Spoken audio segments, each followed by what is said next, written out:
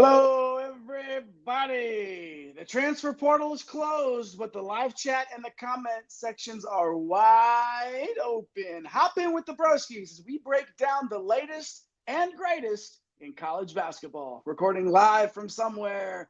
This is One and Done. Get out the insurance cards, get out the copays. The office is open, my friends. Brought to you by drroto.com.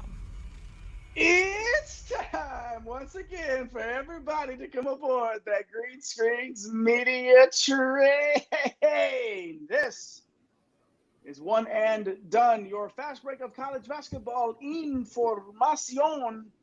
And we are powered by the world's, the galaxy's, dare I say, the universe's greatest website, and that would be drroto.com.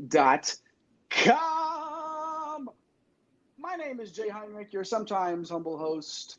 I happen to be the conductor of the aforementioned Green Screens Media Train. Find me on X at Dr. William Cannon. Follow me and I will smash that follow back button. That's what I do. That is what I do. I'm here tonight with two of the absolute best in the business to do it. If you didn't know, going three wide tonight with my two broskies in basketball, starting with El Capitan himself, the captain of the Green Screens Media ship. He does the ship. I do the train. We'll find out what Eric does in a minute. The OG Money Mike. That's the captain of the ship. It's Mike Holland. Mike, what it do? This ship or train or whatever, it's off to a fast start tonight. But you know what's slowing down? Well, I say that portal season kind of slowing down. Like I'm trickling through. I mean, there's not that many guys in our top 100 boys left to commit, but we just had a batch of some guys that entered our top 100 as well. So just sent that over. If you haven't checked it out, drroto.com. It's got our top 300 transfer big board. That thing will grow by probably this time next week to 500. So check it out.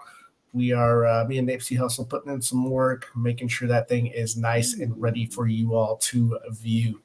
Napsy Hustle, our guy at the Real Napier, doesn't have any furniture to put together anymore, so he's probably just chilling and hanging out. So shout out to our guy, Napsy Hustle. Our guy Chris that's hosts this show sometimes, and every once in a while, him and I will just swap being the prettiest person on the panel. But either way, that's neither here nor there. As we get to the man, I mean, you know him. And you know him because he might be last in the intros. But he's first in your hearts. The Baron of Bread of Green Screens Media. Find him in those Twitter streets at Fantasy Nav. He's Eric. The Blue. Mr. Eric Roma. Hey, man, what's happening? Man, we living out here large. The transfer portal window to enter is officially closed, so we now know which players are consisting in that pool. And we are chugging right along to several milestones. Mike mentioned already 300 players on the big board. I believe that 500 is coming next, then 5,000. Then he's going to start ranking future players that will be entering the transfer portal in the 2025, 26, 27 season. This board is never ending. It will grow on forever, as will this GSM ship. This ship is actually a rocket ship. We are going to the moon. I think as we sit right now, we are like 9 subscribers away from hitting that 1,000 mark. Maybe we can get there tonight. A big part of the way that we can get there are all the breadheads just like you, just like our guy Chris Napier, hopping up in that comment section. Let us know how you living tonight. Let us know that your mama still loves you and says that you're a handsome devil. Whatever's on your mind, any questions you might have about the portal season, one of the best ways to contribute to the GSM universe is jumping into that chat section. And Joe takes note. Joe Cornett. Chris is the man. Asking you shall receive. Appreciate you hopping in there, Joe. Chris is the man. It's always a little lonely when he's out there building furniture or doing God knows what else. Get his car detailed, getting ready for life. You know, our guys out there in the streets doing all the good work, especially on that big board that Mike was referring to over at drroto.com. Make sure you hit all those buttons, do your parts like Chris and Joe did. Get in the live chat. If you're not watching live, hop in that comment section anyway afterwards. Let us know what you think about some of these moves. We're covering Kentucky. We're covering some recent commitments tonight. We're doing some last-minute entrance into the portal, and then we're getting out of here. So make sure all along the way you let us know what you think in that live chat or in that comment section after you hit those like and subscribe buttons. Let's get right to it, gents. Kentucky. I mean, are we really going to start with anything else other than Kentucky? I mean, Nope. Coach Pope is out there doing his thing. He's putting together the roster. We've seen this before. This is starting to look where he's trying to do more of an assembly of an all-star roster, honestly, just trying to find, not worrying about necessarily the best fits, but some of these guys definitely do fit his system. A couple pieces to the backcourt recently. Eric, one guy that we expected, and the other guy was sort of out of left field. So tell the people what's cooking out in Lexington.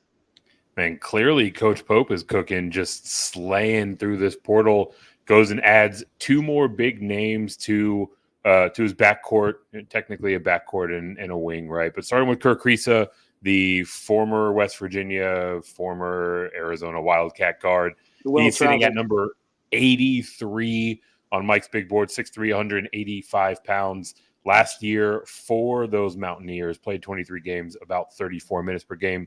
Gave him 11 points, 2.5 boards, and almost 5 assists. Shot a whopping 42% from range. So a lot of things to like about his game. Enigmatic is a great way to describe Mr. Kriisa, and he's definitely an interesting ad, right? Like, clearly very talented on the offensive end. He can really shoot and get his teammates involved. Brings a ton of energy, right? Just like one of those floor general types that really just, stirs the drink, if you will. But that energy, it is a two-sided coin. It can lead to some turnovers, can lead to some on-court antics, right? So always a fun ride with Kriisa. And you also worry about his individual defense, right? Like, his defensive rating ballooned to 116.2 last year. Still produced after Coach Bob Huggins being fired right before the season. He started the year suspended, right? So, there was definitely some turmoil that he managed to rise up and overcome, and there wasn't a whole lot of talent around him, right? So, should be really interesting to see what Kriisa can do on this very talented Kentucky roster next year, a roster where he'll be running out next to the number 114 player on Mike's big board, Koby Brea, the former Dayton wing, 6'6", 205, played 33 games, about 29 minutes per game, 11 points, 4 boards. And if you thought 42% from downtown was nice, he'll raise you. He was shooting 50% from behind the arc. So obviously, dude is an absolute bucket from beyond the arc. Excellent on the catch and shoot, but he can get his own shot off the dribble pretty well, right? So obviously, if he's shooting 30% from downtown, pretty incredible year shooting. You add to that the fact that he rarely turned the ball over. He slashed 51% from the field, again, 50% from deep, 87% from the charity stripe. These are all things that have a ton of value in today's game and in Coach Pope's new look Kentucky system. So lots to like about Brea coming in, his length, his IQ, really solid defender, right? Just a couple weeks ago, there were a lot of question marks on this roster, and now we're looking at a unit top to bottom that is one of the best in the conference, if not potentially one of the best in the country. So this turnaround, the way that he's built out this roster, has been phenomenal. These 2 names are chief among them. Mike, what do you think about what Coach Pope is doing out there? I mean, obviously, I wish Kriisa, with all of that energy that he has, I wish he would be able to funnel it into a lot more positivity, in the long term. But what's your take on Kriisa and Brea making their way out to Lexington? So initial thoughts when I saw this and sent you guys a text was like, this is not really the guy that I want to see with the ball in his hands a ton for Kentucky and kind of the talent that's around him. He takes a lot of bad shots. Now, obviously, he's a good shooter. But then you look at Pope's offense like last year. I mean, it kind of went through Ali Khalifa, the big man who kind of facilitated, I would say half the time for them. Dallin Hall, I think he's still more of a traditional point guard. But yeah, this is a real interesting one. I don't want to put my foot in the mouth right now, but like I'm worried about this Kerr Kriisa deal. A lot of Kentucky fans I'm seeing, at least on Twitter, think that Lamont Butler, like Kriisa is going to come off the bench. There's no way that's going to happen. Like Lamont Butler is not a true point guard. He's a combo guard that can handle the ball, can pass it a little bit. Kerr Kriisa is he's a point guard that loves to shoot. So while a lot of this offense is probably going to go through Amari Williams from the elbow on dribble handoffs and different action and cuts, and flexes, and things like that, I don't mind it if Kriisa is able to play a more of a stable role where he's more of a catch and shoot guy, kind of limits his turnovers and things like that. But if he's going to be a guy that's going to have his ball in the hands and facilitating, making a lot of reads, I worry a little bit about that. You look at the bigs that they've assembled, right? Like you've got Carr who can really shoot it.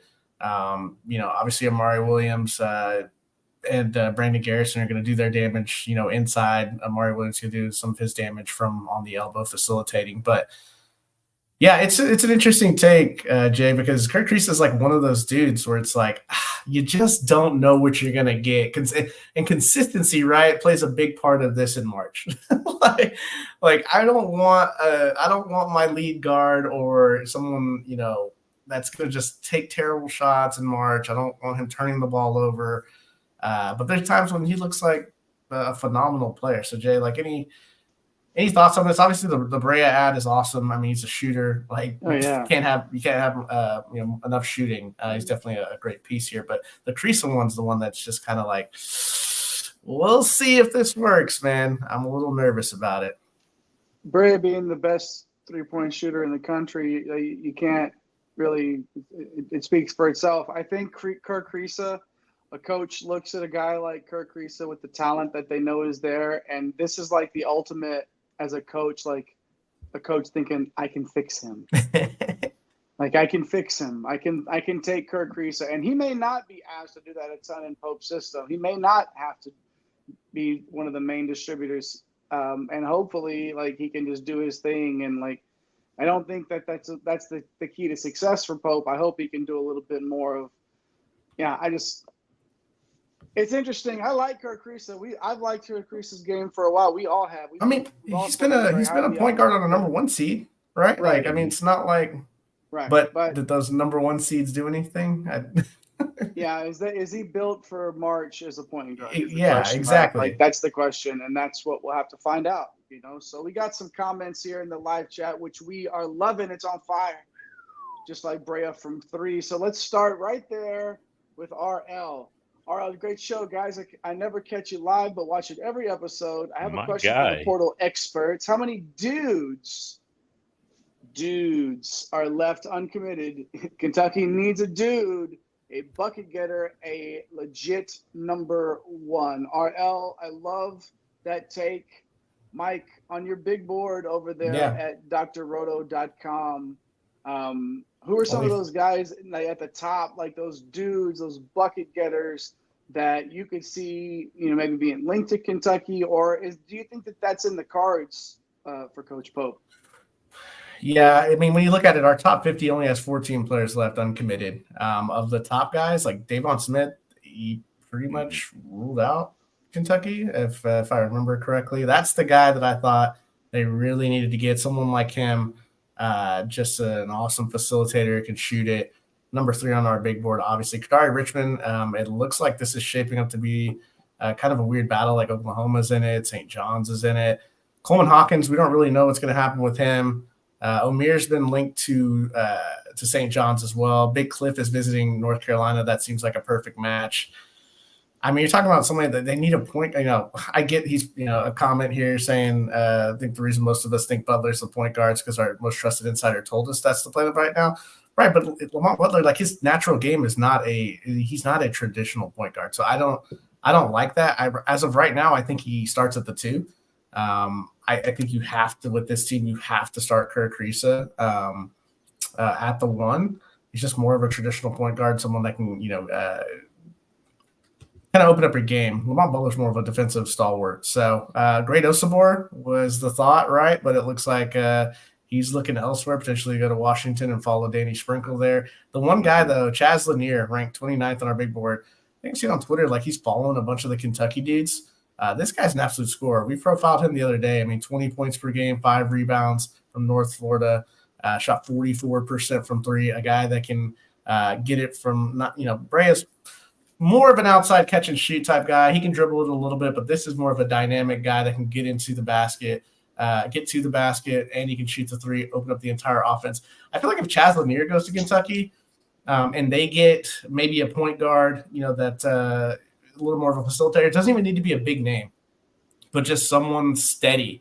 Kind of like a Michael O'Connell. I know Michael O'Connell's going back to North Carolina State, but like Michael O'Connell at the end of the year, he was playing like 35 minutes a game for North Carolina State because he was making the right plays and getting it to the right guys. It wasn't like he was scoring 20 points per game or even 10 points per game, but making the right plays, absolutely key. So it's not always important to get the top guys at the very top of the board. Obviously, you want the most talented players, but sometimes it's about fit.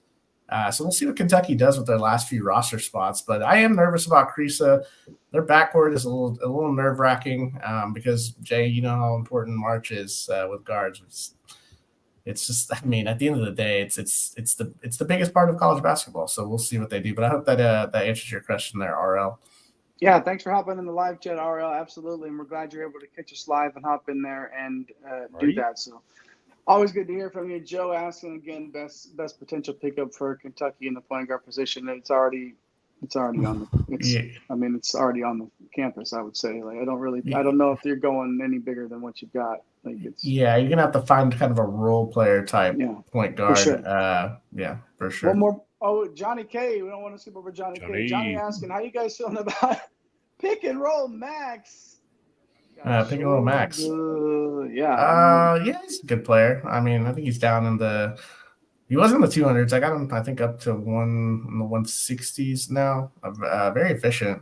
He's a good player. I don't think he's anything like we're gonna running up and down about when it happens. He's gonna Max Shulga went here, but he's an efficient player. Eric. So you can always use efficiency. It's a staple. Depending on the landing spot and the fit, right. I might be higher on him than you. Yeah. But that's why we do this. That's why we get out here and we chat about it. So Johnny K, thanks for hopping in there. I like Shulga a little bit more than Mike. You got any quick thoughts on Shulga, Eric, before we move on?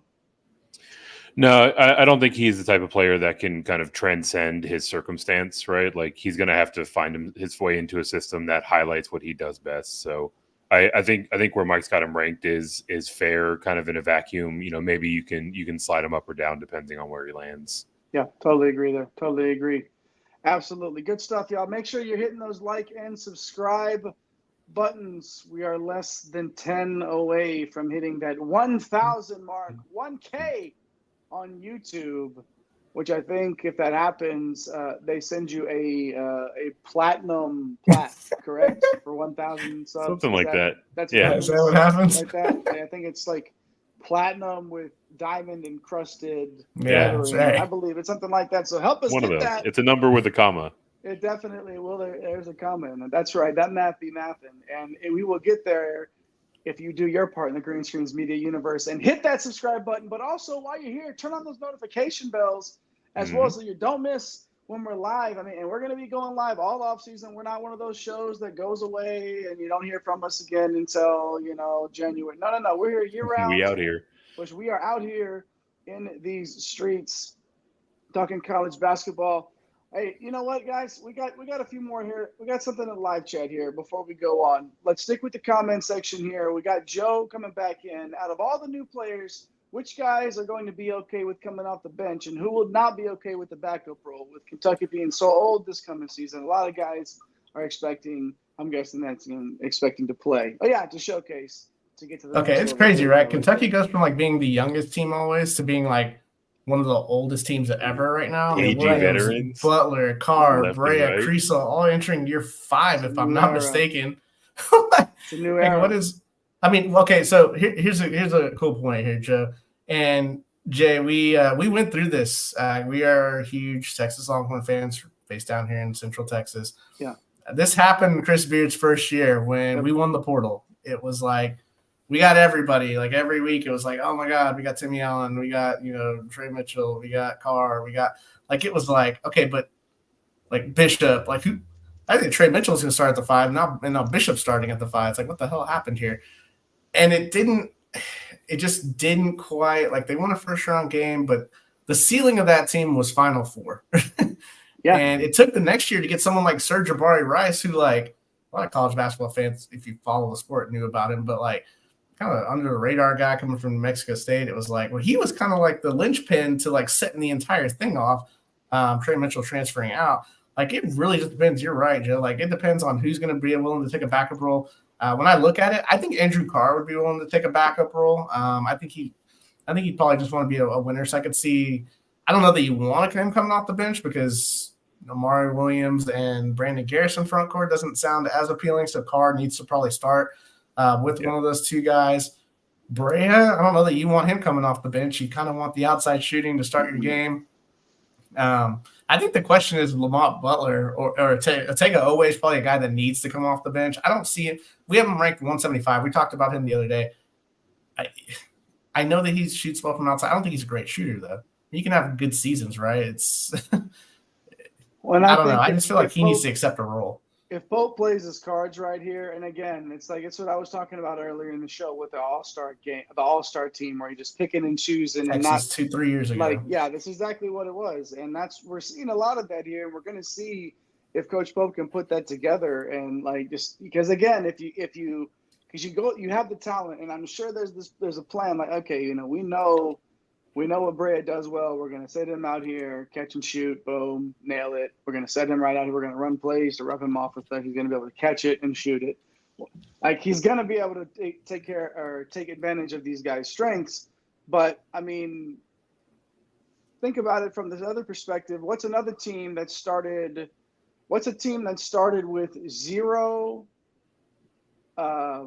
players on it when their coach was hired, and he's putting together – now, he has to put Coach Cal out there in Arkansas is having to put together an entire roster. It's the same exact thing. There is no continuity. And that's so tough to win. You can put, again, experience matters, but experience playing together matters too. And this stuff is going to be tough. And Louisville's another one, right, Eric? Like, I mean, that's a team that's going to have the same sort of an issue.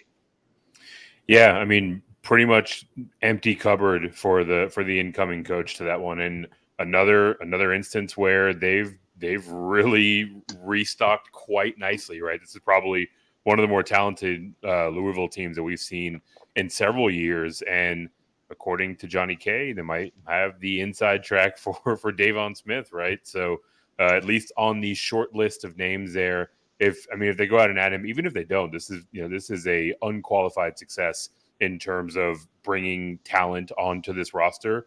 But we're now several years into this transfer portal experiment, right? Like, you can't just take the most talented guys and cram them all together and expect them to be ready for a championship, right? Like, yeah, but they have to figure out how to play off each other. They have to get into the system. Yeah, you hope the residuals from that too is what can help, get your program off to the kickstart here. Allie Jack saying that Louisville started at 0. Yeah, Allie, they did. Rain Smith, 100%. Terrence Edwards, Ali Khalifa. They got Hepburn in there, Corin Johnson, Javon Hadley. Like, these are all players now. Right? Like, who comes off the bench there and is okay with it? Same, thank you. Very exact. Same situation. Like, who is coming off the bench here? What are they going to do? They're going to have to figure that out. Somebody's feelings are getting hurt, or somebody's already had a conversation about a role and what's to be expected. Because we've seen it. We've seen it. These coaches that can play 7 guys and 6 of them play 32 minutes a night. And if you can do that and have success, but sooner or later, you're going to have some sort of depth. It's like North Carolina, Duke. But then you see it the other way. Alabama plays like 5 million guys. Auburn plays 5 million guys. Yep. But these guys want their stats because that equals NIL money, which we are seeing absolutely exploding off the charts. As you get a comment saying Duke starts fresh pretty much every year. I think Duke this year is going to be a little different because you're going to have all the freshmen playing. But then they're actually going to have experience, at least some experienced front court guys like Malik Brown, Mason Gillis, potentially coming off the bench. Maybe one of them starts, maybe Gillis starts. But, yeah, just like fans get so involved with like getting all 13 of the top 100 players on a transfer board or 13 of the top two. It does not, like, Serge Jabari Rice 2 years ago was nowhere near anyone's radar as being this, like, and damn near they should have made the Final Four. I mean, it happens every single year. Like, these teams load up on talent, and, you know, you get 5 guys that play 35 minutes a game, and that's a team that could also make the Final Four. So these coaches have to be careful. But you can do it both ways, man. Like, you can absolutely, I mean, that team was, Devin Booker. That's been a lot of them. I mean, freaking Maxey came off the bench, like at a different point. Like, so it's kind of crazy, right? So I don't know. Like, if I'm a coach, I probably want to have the problem of too many guys, but then that maybe creates locker room issues and things like that. It's interesting. I don't know if I want 5 of the top 25 or if I want 13 of the top 200. Like, this is the world. This is what you're selling to those players. You're selling, hey, we're putting together a super team. You are the super team. You are on my super team that I want to be able to go in, and we're going to go win the whole thing. And it's because we're all so damn good, and we're going to find a way to win it because we're talented as hell. Now, like, what happens when Lanier goes to Kentucky? What happens when Davon Smith goes to Louisville? That's just another guy. Like, you're not those guys. You want to play 35 minutes. It makes me feel like Smith's not going to Louisville. Is what it makes me feel like. Like, I don't. It makes me push them down a little bit. Not saying they're out of it, but look at this. I mean, we said those names: Smith, Edwards, Khalifa, Heffler, Johnson, Hadley. Like, John L. Davis and Davon Smith. 2 of those guys aren't going to start. Yeah. Like, I don't know. That'd be tough. That's a tough sell for me. But, you know, plus sometimes these guys in the top, like, 500, like 400 to 500 are so important. They just take their role. Yeah. I'll just take my role. I'll take my 15 minutes, and I'll be really good at it. You need some of those guys. So it's just as important. Like, all that's just like in, like, what used, like, high school recruiting used to get all of the attention. You know, it's like, who has the, and it still does. It's still important. And especially if you're talking, like football, for instance, like, even more so, especially down in these parts. But the players that don't get that do get signed, that are not, you don't want to call them roster fillers, but they play specific roles on your team. That happens in every single sport, and it happens in college basketball just as much as any. So, how many former McDonald's All-Americans are in the portal this year? It's double digits. Dude, it's something more crazy. Than 10. It's like all the dudes that were in the McDonald's All-American game last year are in the offseason. It's more than 10. That's what the transfer portal's done. That's why Cal's not in Kentucky anymore. The game has changed. It's older. Yeah. Now Kentucky's got like a bunch of dudes, like, they have 30 years of experience and they're potentially 30 years of experience and they're starting like 6 or 7 guys. So I don't know. Sheesh. Well, our guy in the live chat, Brad, is not here for the Louisville talk. He is here for Big Blue Nation. Hear this clearly. UK, the real true blue blood. Believe that. And believe in the shield. No, I'm just kidding. And now that we're back to take our seat upon the throne back, and time to fear us again, and we are coming for UConn. Brad. Say it with your chest. You don't hear about UConn winning the transfer portal, bro. Hey, well, you know, it's UConn until somebody knocks them off, for me, honestly. I don't think that's how we – They retained their 3 stud freshmen. They're going to be Jalen Stewart and Solomon Ball. Those guys are going to be really good next year. You add in one piece like Terrace Reed. Diarra comes back, and you get the high school kid McNeely coming in. Now all of a sudden you're top 5 good, and you don't have all these issues with roll. Like, are we just going to skip over Aiden Mahaney here too? Oh yeah. That little guy. Don't worry about him. Little guy. We definitely need to worry about that guy for sure. My bad, Aiden. My bad, Brad. Right. Shout out Aiden for sure. We've shown Aiden Mahaney plenty of love on this show. He was the cover boy last show. Yeah, exactly. It's just fun. We show Aiden love for sure. Brad, good to hear from you in the live chat, and let's keep that rolling. And love starting off the show so hot. We haven't even gotten into the recent commitments. Let's get to that section. The latest commits, hot off the press, on fire, if you will. And I'm taking the first one here. Number 21 on the big board, Javon Small, formerly out there in Stillwater, Oklahoma State cowpoke, 6'3", 195-pound guard. is now heading down the old country roads. Take me home to the place I belong. West Virginia, Mountain Mama. Take me home, country roads. Yes, sir. Oh my God, you went the whole you did the whole verse. The whole song. I've been holding that one in for a while now. And Small is going out there to those Mountain Mamas, those Mountaineers of West Virginia. 31 games last year for Oklahoma State. He had 15 points, just under 5 boards, and just over 4 dimes. So 15, 4.5, and 4. Give me all of that.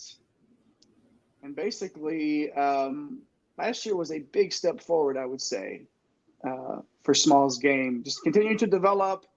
East Carolina, then to Oklahoma State, and now to West Virginia. Combo guard with playmaking skills.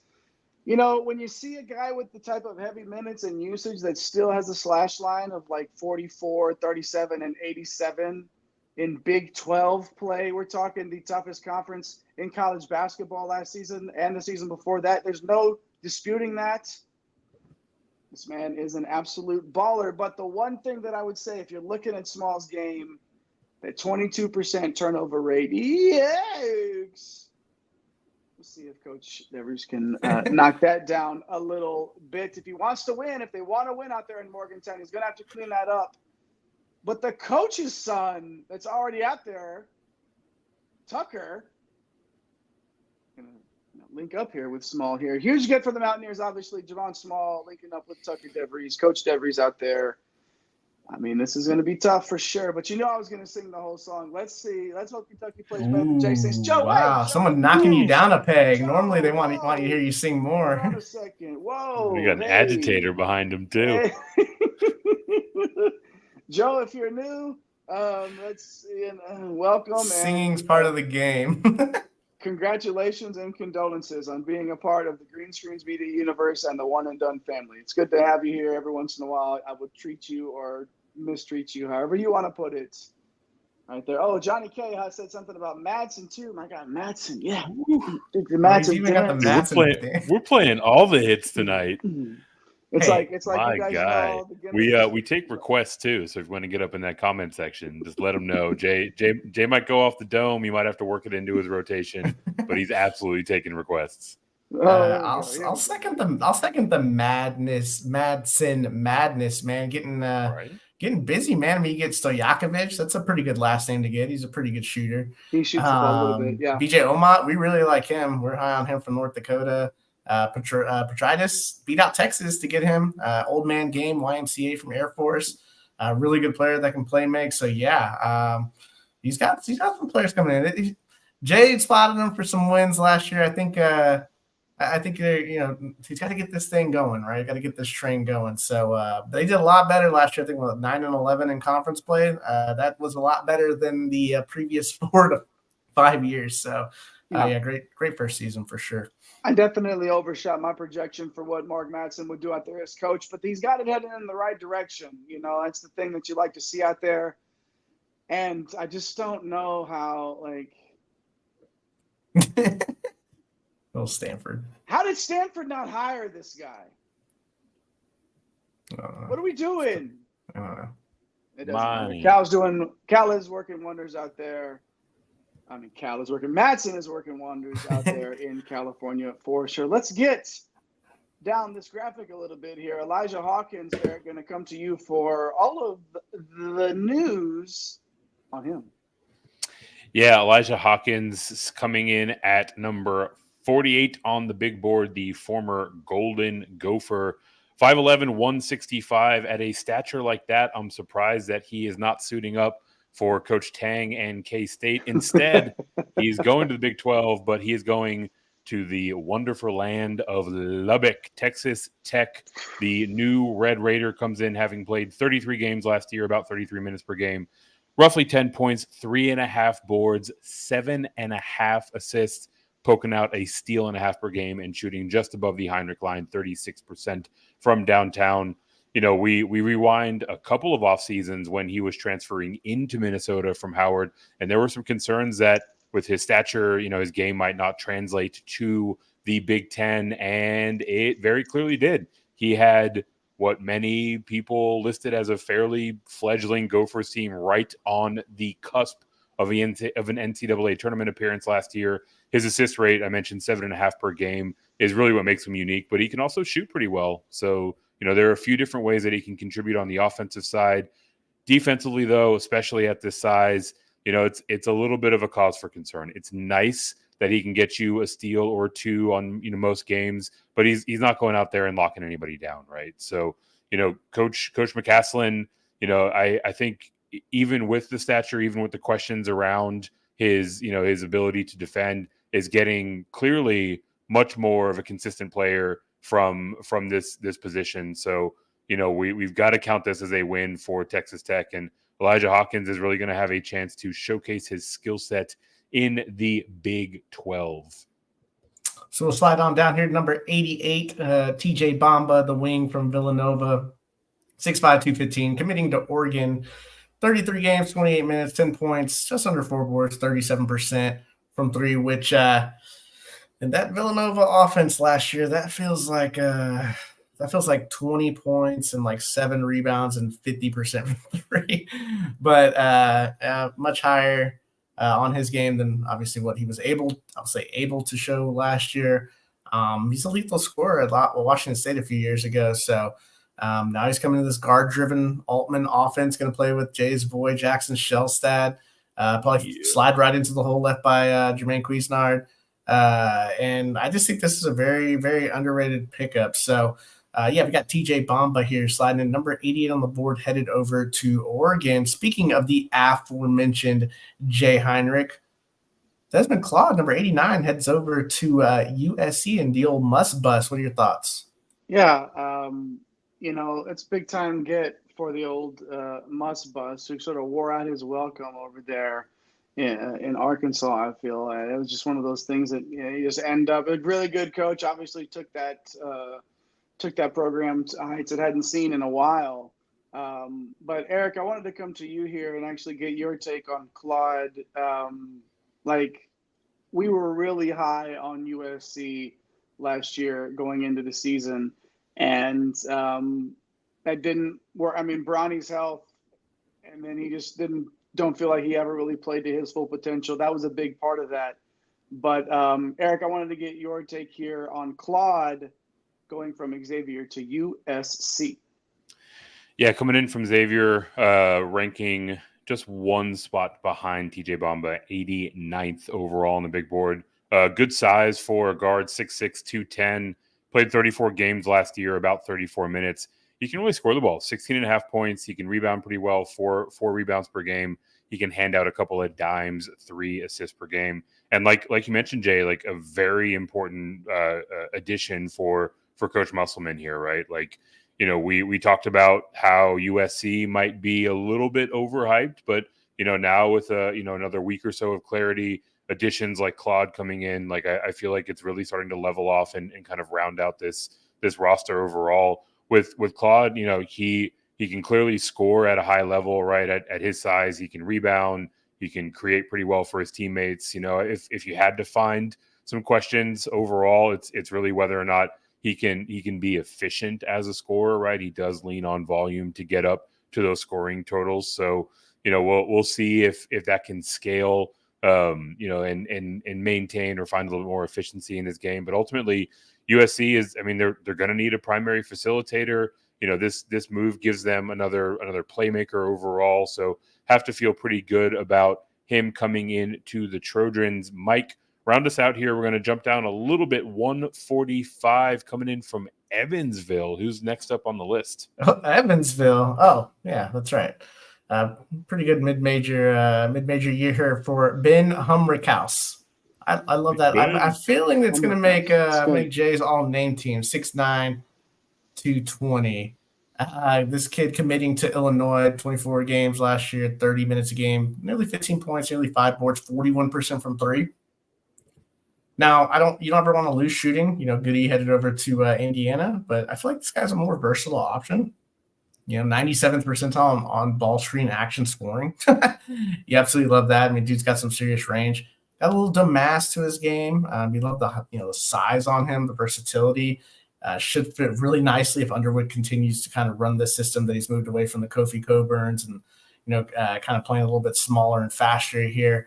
I think this kid Humrichous is going to be a household name. Kind of like not a lot of people Damas, right? The public not too familiar with the game, but he's pretty good coming over. So I feel like this kid's going to do the same.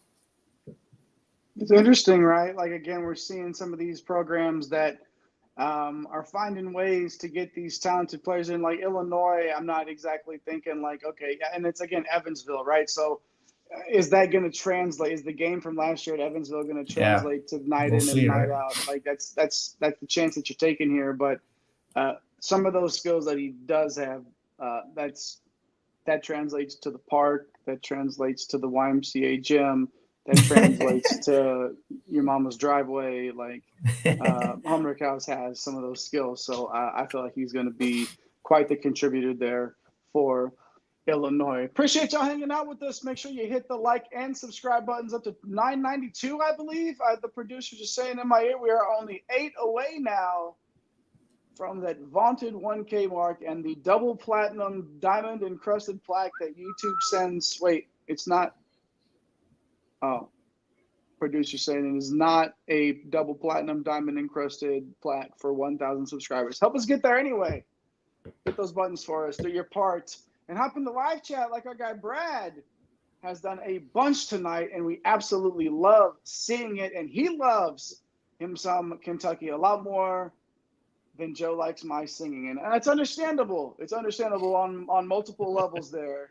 But Brad doubling down here on Kentucky, making all the haters eat crow. I love it, man. I love it. We love it when everybody comes in and plants their flag. Let us know who they think is going to win the whole thing. Come back with number 9. Is that happening, guys? I mean, as number 9 coming home to Kentucky, it's 9th title, I'm assuming, right? That we're going after there. Like, is it happening? Number 9, yeah, I don't know. Number 9. UK's won somewhere in double digits, I think. So I don't. Number 9, maybe you clarify number 9 for us. I think Kentucky's up at 13 or something. Yeah, let us know. About here with number 9, and either way, I've been saying. Did you look at the transfer portal big board? Maybe. I've been high on this Pope higher than most probably. Mm-hmm. In general, of any college basketball show that you watch, and I've been saying that he will win immediately, and I think he will win immediately. I don't know if it's deep run first year in the tournament immediately, but he will win at Kentucky. He definitely will. So, good stuff. Learn my old Kentucky home. Joe, do I need to? We've got a request there. I might have some homework. Joe, we got a homework. I got some homework. Got homework. A little bluegrass. What to do? Well, maybe we can make that work. Who knows? Who knows? Man, we are blowing our numbers out of the water on YouTube, breaking our previous records for live viewers. And we appreciate you for hanging out with us. Make sure you hit those buttons as we see a couple more of you have up to 994 now. Woo-hoo-hoo-hoo. Boys. It's the climb. Broskies and Broski. It's the climb. We are on our way. That roller coaster is on the way up. Click.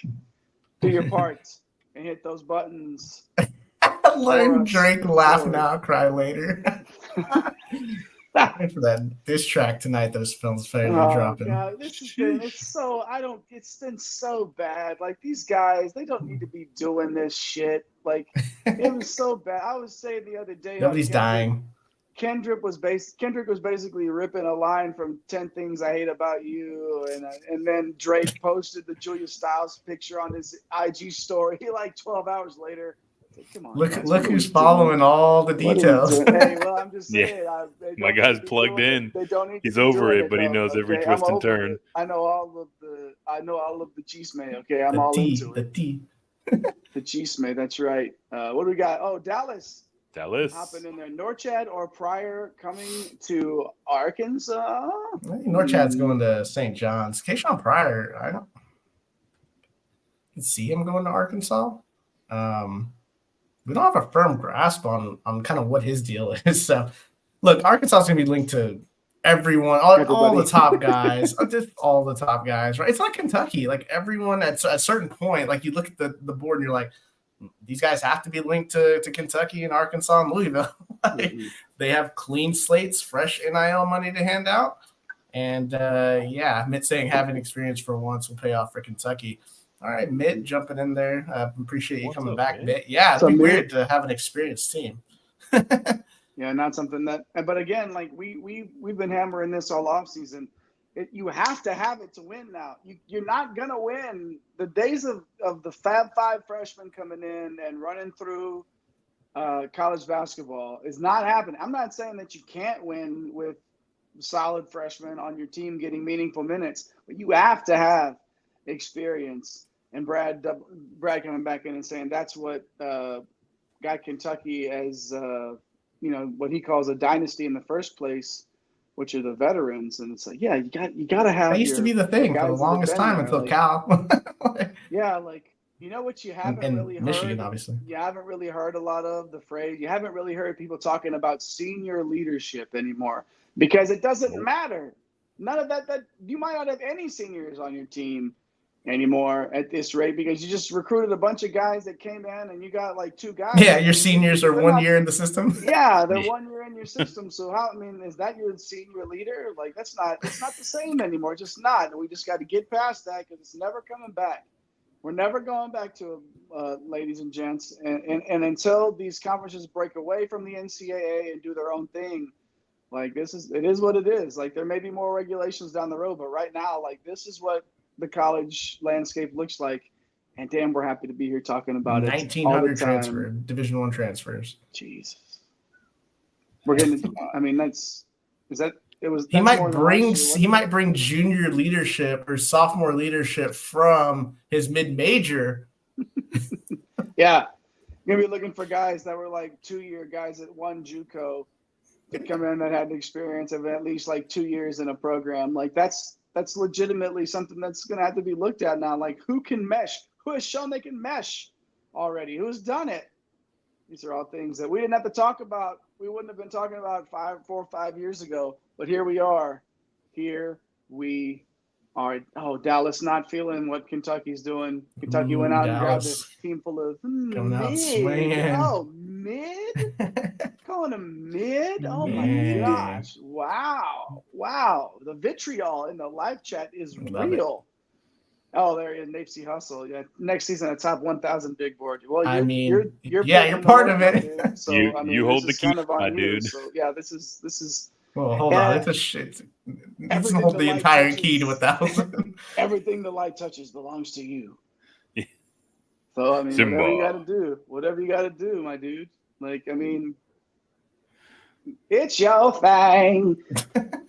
Do what you want to do. You know what I want to do? I want to get to these last-minute portal entrants, the guys that slipped their name into the portal last minute. I learned that all they had to do was communicate with a member of the athletic department before midnight Eastern in some written form or fashion. It could have been a text message, an email. It did not. None of the paperwork That's so 2024 submitted. They just had to have a timestamp that they said before midnight Eastern. I am entering the portal. A lot of ADs getting that late text. That late night text, like now slamming Red Bulls and coffee because they were coming in for sure. Let's start with Jamir Watkins. I just blocked their number. Well, I mean, denied. Didn't get it. Sorry, didn't get it. New phone. Didn't come through. Who did? ADs all across the country just changing their phone number on Tuesday night. Didn't tell him. He's like, oh, sorry. Oh, no. Jamir Watkins. I love it here. Formerly of Florida State, hopping in. This is a big time. This is a top 50 guy on the big board for sure. Versatility on both ends. And even at 37, I say he's a top 50 guy. You can make a case for him being a top 30, top 25 guy probably. There's not many guys at 6'7", 210 that do what he do. That do what he do on the court. That do what he does. Do what it do, baby. Shoot it, handle, pass it, defend, get boards, get in the passing lanes, active hands, all those things that you want from a guy. I I mean, somebody's going to get really lucky with Watkins. And again, with the right fit, we might be talking about Watkins as a guy that's like in All-American conversations for me at the end of next season. If he finds the right fit and gets the right usage and the right team on a winning team, Watkins can be somebody that by the end of next year, big time on the national radar for me. Heading over to Eric now, somebody that we talked about a little bit in our DFS stuff come tournament time. Big man from Samford hopping in. Yeah, we talked about him in our DFS coverage. We talked about him when we were filling out brackets. Like I was filling out my brackets, like mostly everybody else in the country had Samford pulling the upset on Kentucky. A lot of that had it wasn't to a block do shot with Achor, the number 74 on the Kansas. big board. Kentucky on the brain with this comment section. So yeah, Achor, 6'9", 225-pound forward. He played 33 games for Samford. Gave him about 23 minutes, 16 points, 6 boards, and nearly 2 blocks per game, while also shooting 43% from range. Jay, we talked about it earlier. We might have to up the Heinrich line here, right? So 43% is absolutely insane from a forward. The country got to see him battle Dickinson in that first round NCAA tournament game, and he's a two-way big, which is a coveted commodity in today's world, right? So on offense, he can stretch the floor. Like I mentioned, he's getting out behind the arc. He's shooting 43%. On defense, he can defend the rim. Again, nearly 2 blocks per game.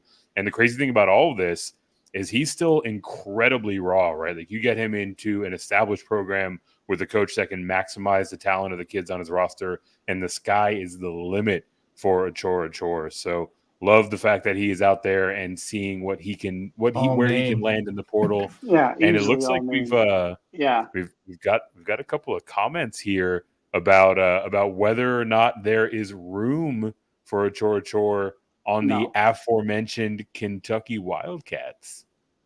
No. Williams, Carr, Garrison, like where are the minutes? Like I don't think there's room for him there. Yeah. I mean, if you're just you can't just stockpile these guys for the sake of doing it. Maybe you can. We said the same thing about Chris Beard, and then he did it. He's doing it right now. Yeah, he's doing it again. Like maybe you can. I don't feel like that's like Achor looks at that and is like, oh, that's where I need to be. That's going to maximize my potential. Right. So that's a tough sell for me. But yeah. Right, like player of the year candidate at Samford, or do you in the conference, or do you want to go to Kentucky and play 15 to 18 minutes? I was gonna say 22 minutes max. Yeah, right. It's like if what's your goal? What's your goal here? Can you get a bag? I mean, can you get a bag? I mean, Garrison's gonna transfer the next year if he ain't playing any minutes. I mean, I guess you just give yourself options, and that's you take all. I think you have to have like role players, man. Like you gotta have just guys willing to like Kasean Diarra, like just Samson Johnson, just somebody to come in there and just maximize the little things, right? Like lunch pail type dudes. Junkyard dog. Speaking of dog, Dallas saying Kentucky starting point guards averaging Shaq free throws percentage at the line. Yeah, I mean it is what it is. Little room for improvement. Hey, that's all right though. That's all right, though. Brad still showing all the love for Kentucky, for sure. And then our guy, Goat Richardson, making sure. Brad, we hear you, man. We hear you. We do hear you. Keep it coming, though. Keep it coming, though. We love to hear it. We love to hear it. Goat Richardson. Thanks for hopping in there. Appreciate that for sure. Mike, keep it going. Cam Christie. Yeah, Cam Christie hopping in here, the wing for Minnesota, 6'6", 190, brother of NBA player Mad Max Christie, 33 games, 30 minutes per game, 11 points, 4 boards, 2 assists, 39% from 3. One of the best freshman wings in the country last year, obviously a weapon from 3. We'll see kind of what he does here, but if he sticks in the transfer portal, he'll be a fine get and add some scoring punch and outside shooting to whatever team he goes. Plus, the other parts of his game still developing. Feel like he could be a better, continue to be getting good at facilitating, getting better on the defensive end. So there's just so much upside to his game here for sure. So Cam Christie, coming through at number 96. Trevon Brazile stands here at 129 as a late entry to the transfer portal. Eric, kind of a weird ride, basically throughout his career, man. What say you on him? Yeah, a bit of a roller coaster coming out of the Arkansas program, and that this will not be his first time transferring. He transferred in from Missouri previously, and there was a lot of hype around him, heading into the Arkansas squad, and it felt like he was about to break out his sophomore year, and then boom, that injury popped up. Right, got back to a solid role last year, but the upside was capped because Arkansas plays a million guys, right? So, there are just times where you see him out on the court and you can absolutely see that NBA level upside. Like he can legitimately be dominant, all the time when he's out there playing. But then, other times you feel like he just kind of disappears, right? Like the inconsistency is a question mark. The health is a question mark. So kind of hedging a little bit, putting him in at 129, but the upside here is very, very high if it all comes together for Brazile.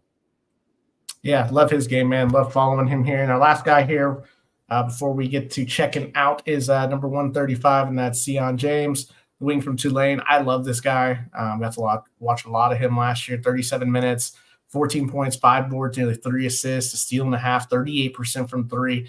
I love his game. I love the experience he's going to bring to a team. He played a massive, even as a freshman, he played a really, really good role, solid role, 23 minutes, almost a game. And the last 3 years, he's just been logging heavy minutes in Tulane. For all its faults, it's been pretty solid in the AAC. So he can just do so much for you on both ends. Honestly, if he lands in the right spot, I could see him being like this X factor type for a school come February, March for somebody for sure. So Sion James closing us out on the last minute entrance into the transfer portal. No more entrance, right? Yeah, no more entrance. Well, I'm sure there's a way, but I feel like I feel like there's going to be a couple more that it's just because sometimes it takes a little bit to process, and they're not putting it all out there, and yeah.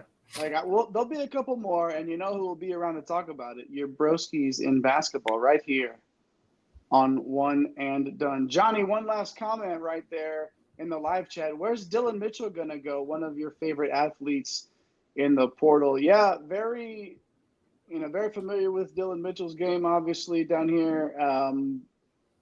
Took a visit to Miami, right, guys? And he's a Tampa guy, Tampa native. So, yeah. Miami, you're hearing what we're hearing at that point right now. I don't know where he's going to end up, but feel like that might be a fit for him. Might be looking to get a little closer to home. Joe's asking for Tiero over there on the board. Make sure you get over to drroto.com and check out that big board. Joe, just for you, though, I'm going to tell you that he's at number 120-something. Get over to drroto.com and find that last number out there for. It's free. Sure. Yeah, it's free. What's not to like about it? If it's free, give me 3 for sure. Where's LeBron going? Todd. Wherever Bronny goes. Todd coming in clutch Oh right there my at the end. God. We love seeing it, Todd. Yeah, good luck predicting that one. He ain't going anywhere. Trey Young's coming to LA. So. Ooh, you heard it here first. Clutch Sports. Probably not first, but you heard it here.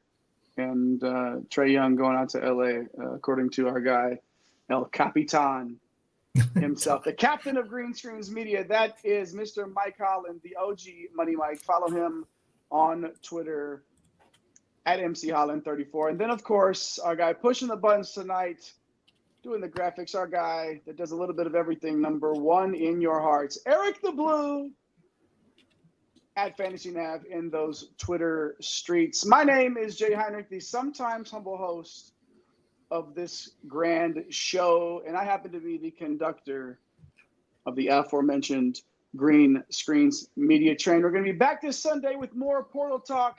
Thanks to RL, Napesy Hustle, Joe, Johnny K, Brad, Alley Jack, Brad P, Mitt, Dallas H, Alley Jack again in there, typed twice, Alley. Double shout out there. Trey Knight, Goat Richardson and Todd coming in. Todd, we see you're a big Kentucky fan. What you think about him, Todd? We talk so much Kentucky on this show tonight. Go back and watch it. Go back from the jump. We were talking Kentucky from Jump Street here tonight, a big-time Kentucky show. And we appreciate that the live chat was on fire tonight. A lot of Kentucky talk, a lot of talk across the country. Make sure you hit those like and subscribe buttons. Make sure you turn on those notification bells. We are up to 997. 997. Y'all are doing your part. Who's going to be the one? One of y'all watching right now can push us over. If you are it, if you're 1K, let us know. Shout us out on Twitter at One and Done CBB is the show page. We're over 100. We're over 1,000 followers over there on X at One and Done CBB at One and Done _ CBB on TikTok. We're working on that, guys. Anyway, there's a little story behind that. A little story behind the underscore there, but that's neither here nor there. But we appreciate y'all hanging out with us. Tell somebody you love them. Take care of yourself. But most importantly, ladies and gents, broskies and broskets, let's go out there and let's get this bread. Thanks for stopping by the office. Get your fantasy prescription by subscribing to the channel and checking out drrodo.com. And until the next visit, be well and take care.